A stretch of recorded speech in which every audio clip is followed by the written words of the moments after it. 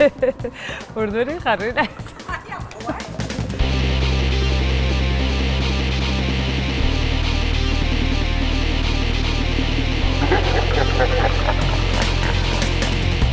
Ordenagailu bat konpontzeko erarik eraginkorrena itzali eta piztea da.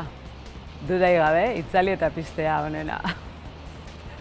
Zer ez du inoiz ordezkatu beharko adimen artifizialak? Umorea. Zer falta du euskarak ingurune digitalean?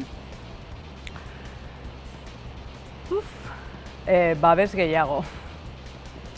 Irakasle edo ikertzaileenana zen nahiago duzu. Egunaren arabera. Irakasle izateak egindakoaren satisfazioa ematen du, ikertzea batzutan ez da hain gratifikantea. Zein webgune ez zenuke inoiz ekarriko .eusera? Voxen webgunea. Zein gomendio emango zenuke emakumeak ikasketa teknikoak egitera animatzeko?